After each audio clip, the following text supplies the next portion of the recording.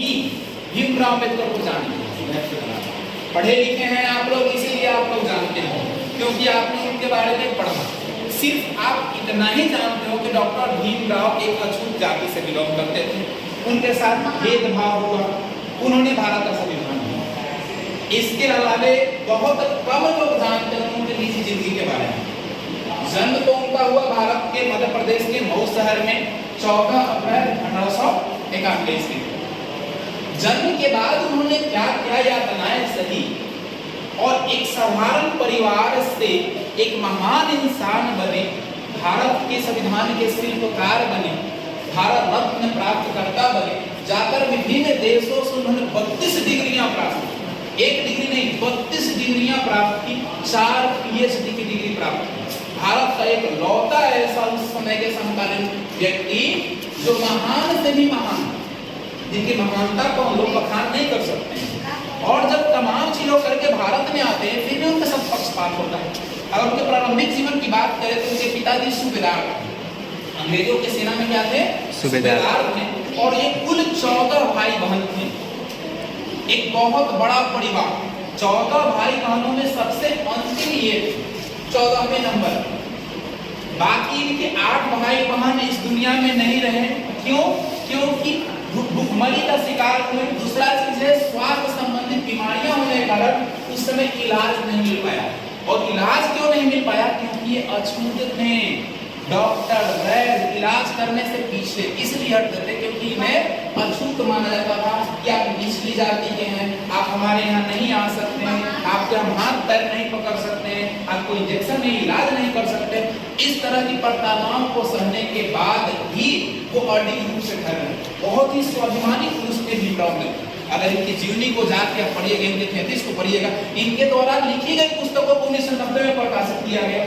सोचिए इतने दिनों तक इनको दबाया गया, कहा गया कि भीमराव अम्बेडकर सिर्फ दलितों के नेता थे। उन्होंने भारत के लिए किया क्या? आप उनकी जीवनी को पढ़िएगा, उनके 33 को पढ़िएगा तो उनकी सच्चाई को पता चले कितने महान व्यक्तित्व वाले इंसान थे। जब बचपन की अवस्था में उन्हें बहुत ज्यादा पढ़ने का शौक था। 8 भाई बहन तो चले गए, उनके पिताजी भी सूबेदार से रिटायर्ड हो चुके थे, घर की आर्थिक स्थिति काफी कमजोर हो चुकी थी, लेकिन इनके अंदर पढ़ने की लालच थी, इनके अंदर पढ़ने का जुनून था कि ये चाहते थे कि पढ़ाई करें। इनका किसी भी स्कूल में एडमिशन नहीं होता था। जब इनके पिताजी जाते थे इनका नामांकन लेने के लिए कहीं स्कूल में, तो उनको अछूत है, तुम पढ़ के क्या करेगा, तुम साफ सफाई का काम करो, बाप तुम्हारा सूबेदार हो गया तो बेटा भी सूबेदार हो जाएगा। इस तरह से उन्हें प्रताड़ित किया जाता था। अंततः वो अपने पिता से जिद पकड़ लिए कि मुझे पढ़ने जाना है। अपनी माता से बार बार कहते थे कि माँ मुझे क्यों नहीं पढ़ने दिया जाता। उनकी माँ उन्हें जवाब देती, बेटा तुम तो अछूत हो, अछूतों को पढ़ने नहीं दिया जाता है। बोले कि कहाँ लिखा हुआ है कि अछूतों को पढ़ने का अधिकार नहीं। उनकी माँ ने कहा कि मैं तो पढ़ी लिखी नहीं हूँ, लेकिन शायद किसी किताब में लिखा हुआ है कि अछूतों को, निम्न जाति के लोगों को पढ़ने का अधिकार नहीं। उन्होंने कहा कि मैं पढ़ूंगा, चाहे जैसे पढ़ना पड़े मैं पढ़ूंगा, और पढ़कर एक दिन ऐसा किताब लिखूंगा जिसमें न तो कोई जाति होगी, न तो कोई पक्षपात होगा, न तो कोई अछूत होगा, न तो कोई अगली जाति होगी, न तो कोई पिछड़ी जाति होगी। भारत में रहने वाले हर एक व्यक्ति समान होंगे। और अंत उन्होंने सिद्ध किया और भारत का संविधान विश्व का सबसे बड़ा संविधान लिखा। उसके अंतर्गत अनुच्छेद 14 के बारे में आप लोग जानते होंगे, मौलिक अधिकार का समता और समानता का अधिकार। उन्होंने भारत के हर एक नागरिक को, चाहे महिला हो, पुरुष हो, ट्रांसजेंडर हो, किसी जाति, किसी धर्म, किसी मजहब का हो, सभी को समानता की बात कही, समानता का अधिकार दिखाने की बात कही। उनके बाद भी माता से उन्होंने प्रश्न बार बार किया ये चीज, लेकिन माँ कहे कि कोई पुस्तक है जिस पुस्तक में लिखा हुआ है कि नहीं पढ़ने दिया जाएगा अछूतों को, लेकिन वो जिद पे अड़े।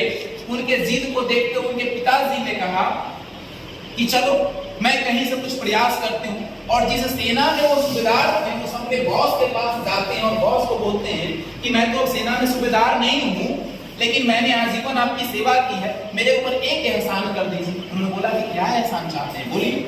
उन्होंने बोला कि मेरे छोटे बेटे भीमराव को किसी भी तरह से स्कूल में नामांकन हो जाए।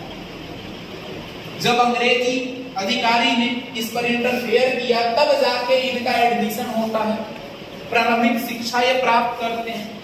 प्रारंभिक शिक्षा जैसे तैसे, जैसे आप लोग अभी बेंच में यहाँ क्लासरूम में बैठे हुए हैं, सभी जाति, सभी धर्म, सभी मजहब के लोग हैं, आज ये अधिकार हमें भीमराव अम्बेडकर से मिला। जानते हैं वो कहाँ पढ़ते थे? खिड़की के बाहर, दरवाजे के बाहर बैठते थे और वहीं से वो पढ़ते थे। जब उन्होंने माध्यमिक पढ़ाई की, जिस स्कूल में गए, वो मुंबई के स्कूल में, जब नामांकन वहां पे हुआ, तो वहां नामांकन होने के बाद उन्हें एक मैथ सॉल्व करने के लिए दिया गया। क्लास में कौन ये मैथ को सॉल्व कर सकते, छोटा सा समीकरण दिया गया। क्लास में सभी जाति धर्म के लोग बैठे हुए थे, क्लास के अंदर वो, क्लास के बाहर थे, किसी ने भी हाथ नहीं उठाया।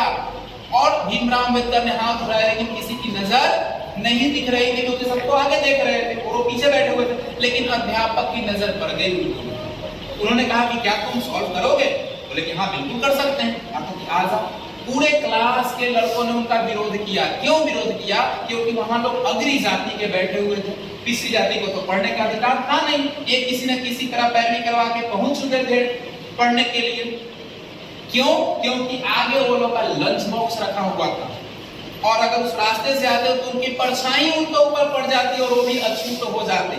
इतना पक्षपात। लेकिन अध्यापक के जिद के कारण वो आए और आने के बाद उसको चंद सेकंड में सॉल्व कर दिया और पूरे क्लास के बच्चे देखते रहे।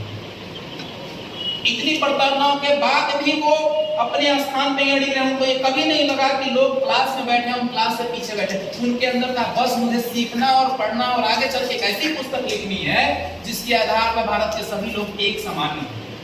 जिस दिन क्लास में चपरासी नहीं होता था स्कूल में, वो प्यासे रह जाते थे क्योंकि घड़ा छूने की अनुमति नहीं थी।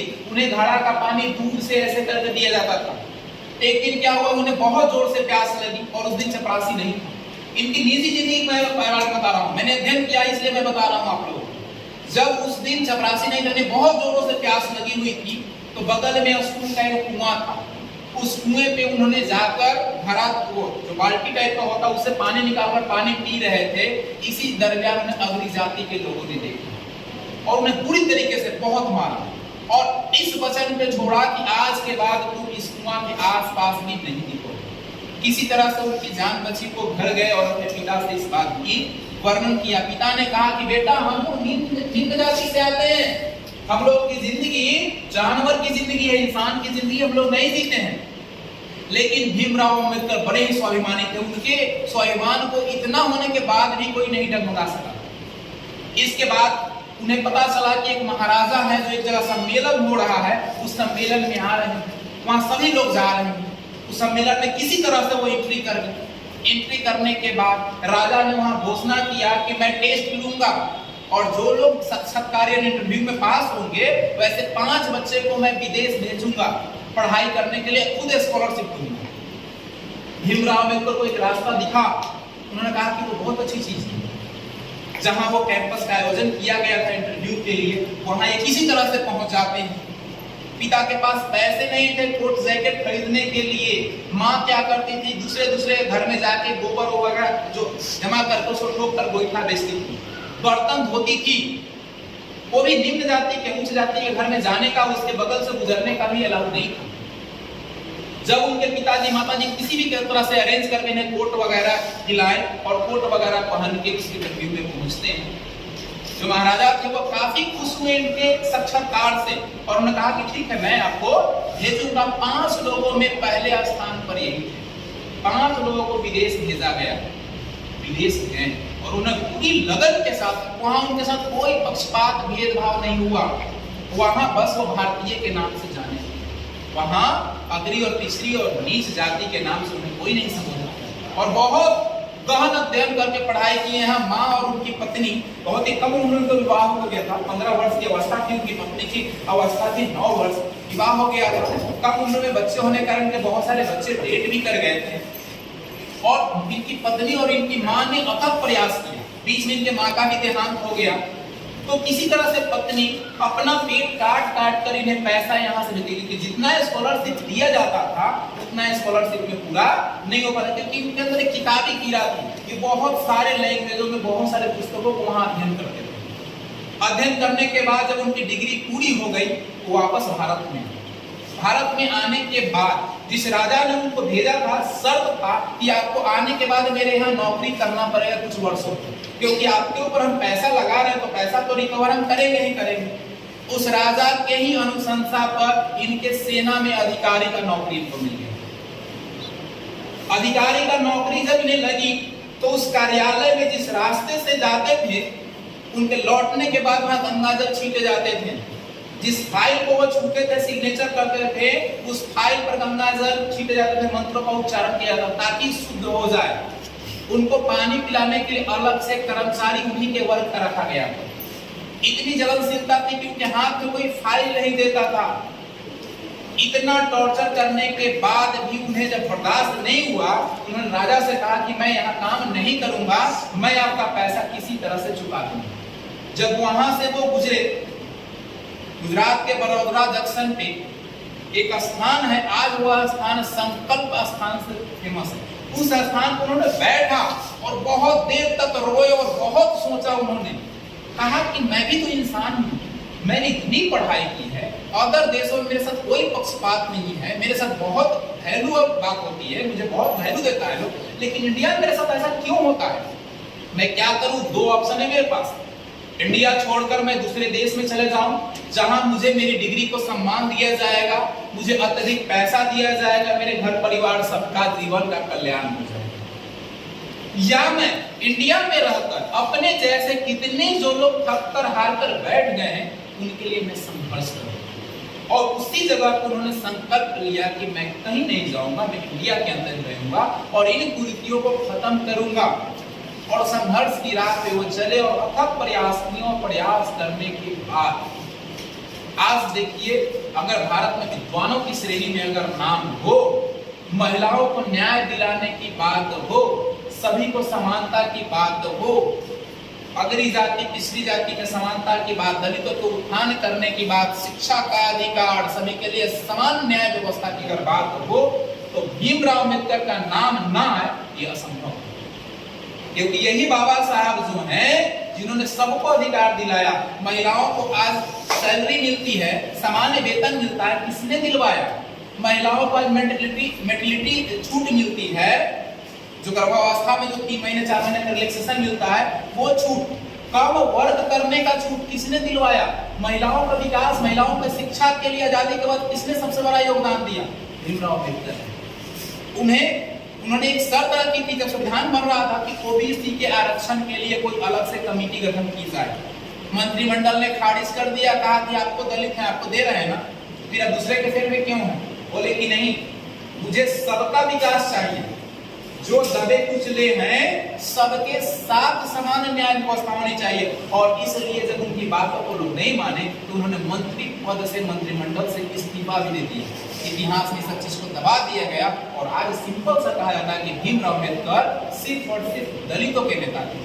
उन्होंने सबका महत्व दिया है, चाहे वो जनरल हो, ओबीसी, एससी, एसटी, किसी भी वर्ग का, महिला हो। महिलाओं को उत्थान में सबसे पहले सावित्रीबाई फुले का योगदान था, भारत की प्रथम शिक्षिका, उनको भी इतिहास में दबा दिया गया। 11 तारीख को उनके ऊपर फिल्म रिलीज हुई, आप लोग जरूर देखिए, आपको सच्चाई पता चलेगी कि इतिहास में कितना संघर्ष करके महिलाओं को उत्थान के लिए उन लोगों ने योगदान दिया।